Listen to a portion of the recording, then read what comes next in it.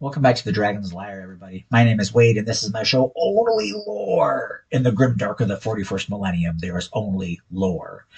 These videos are pretty short, and they're about time periods in the Warhammer 40k universe. So if you're new to Warhammer 40k and you want to learn about the lore and the timeline, here we go. So this video is about the War in Heaven. It's arguably the first time frame in the Warhammer 40k lore. Before this, there were sentient species and history and all sorts of things that happened, but this is the first event that sort of anyone can ever call back to or point to in any sort of history. So, about 65 million years ago, there was this race of beings called the Necrontyr. That's what the Necrons originally were back when they had biological bodies. And they lived next to a star. They gave out a lot of radiation, so they had a lot of cancer and all sorts of diseases, and they didn't like that. And so they tried to get away from it by spreading out amongst the stars. They lived really short lifespans, and they couldn't get away from it because it basically had damaged their DNA. And no matter where they went, no matter where they lived wretched, horrible, short lives, and it was really bad. So then then they ran into the old ones, which are like these all-powerful god frog amphibian creatures that live endlessly and they have omnipotent all power. That's the old ones right there. And they were like, "Hey, old ones, you guys are really cool. You live forever. Please take pity on us and help us." But they were like, "No, not gonna do that because you guys are responsible for your own destinies." And the Necrons didn't like that. So they torched off a war called the War in Heaven. And the Necrontyr at that point in time, they were no match for the old ones. The old ones murdered them everywhere and at every time, and actually pushed the Necrons back to their home system, which is called the Halo Stars, and almost wiped them out. The old ones basically wrote them off and were like, "Yeah, you guys are so helpless and weak and whatever." Anyways, it is at that point in time that the Necrontyr discovered what is now known as the Cetan or Catan. I hear people say different things, but they're basically like giant cloud star sucking vampire god things. And there's a bunch of different theories on how they discovered them. There's different information in different codexes. Some say that the Necrontyrs' hate for the old ones drew the Catan in. Some say that there was a Necrontyr that was studying stars and realized that there were living things inside of the stars that were eating them. There's a bunch of different whatever. Anyways, so they form this relationship, okay? And basically, a Catan that would later come to be known as the Deceiver approached the Necrontyr and were like, "Hey, we hate the old ones too. They're old enemies of ours. And the old ones are super psychic, and we're not psychic at all because we're just beings of the physical universe, where they're beings of like the spiritual realm as well. And we hate those jerks. How about we team up?" And the Necrontyr were like, "Yeah, let's do that." And then they team up, and that changes sort of the history of the universe because this allows the Necrontyr to be able to invent all sorts of machines and things that they would normally not have been able to do before using the power of the Cetan.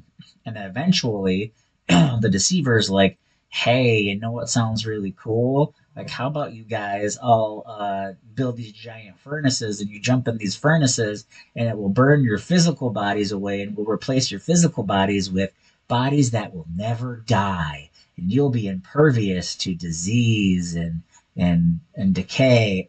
And the Necrontyr were like, "Yeah, let's do that." And so then they jump in the furnaces, and when they come out, then they're the Necrons, the living metal necrodermis robots, undead robots that we all know and love. Um, and they at first they were okay with this, and they're like, "Yeah." And then they made even more insane machines that can destroy planets and whole parts of the universe. And okay, and they continued the war in heaven. Um, What is not good is eventually the Silent King realized, that's the Silent King right there, realized that they had been duped. And biotransference is the process by which the Necrontyr lost their bodies and became the Necrons. Was just a clever way to separate their souls from their bodies, and then the Cetan devoured their souls. Not cool. So when they realized this, basically most of the Necron people had become lifeless Necron warrior automatons. Most of them. So like lords, overlords, cryptex, a bunch of the upper class, they had fancier robot bodies made, so they still have their mind and their personalities and stuff like that. Necrons were not always this way. Necrons didn't become this way till like late 1990s, early 2000s. Sorry, let me back up. I think it was somewhere in the 2000 to 2010 range where that changed. Anyways, um, so they rebelled, and they had built bodies for several of the Cetan out of necrodermis, and they rebelled and they used the god weapons to attack and destroy the Cetan and shatter them. Okay, so there's a lot of important things going on at this point in time. So the Immaterium, or the Sea of Souls, or the Warp, if you will, is its own universe. It's a mirror universe of our universe, okay? But it's a universe of emotion and energy and spiritual, psychic energy. So, uh, people dying at a regular rate or even a slightly increased rate doesn't affect the warp. But a galaxy spanning war that lasted millions of years. And keep in mind, the Necrons are dying, the old ones are dying, whole star systems are dying. The weapons that the Necrons made could wipe out whole solar systems worth of living beings. And they didn't care who got caught in the crossfire. So you have a very long period of time where way more souls are being put into the warp than what should be happening.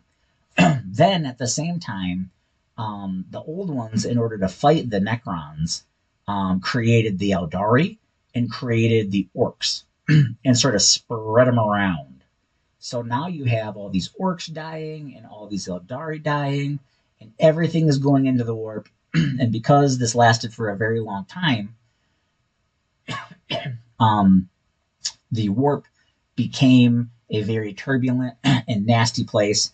And then the things that lived in the warp became like these peaceful, like warp cows, basically. And they got warped and turned into what we now know as demons. At that point in time, what happened was they became known as the enslavers. And the enslaver plague happened.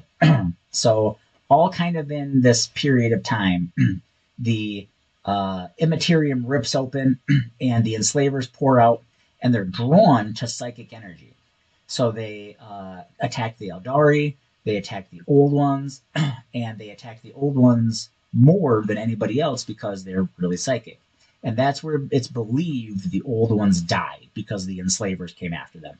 Now, the Necrons and the Cetan are not psychic at all. They're like blanks, or nulls, is what they're called. So the enslavers were like, we don't care about this. So the Necrons rebelled. They cast down the Cetan now that they no longer needed them.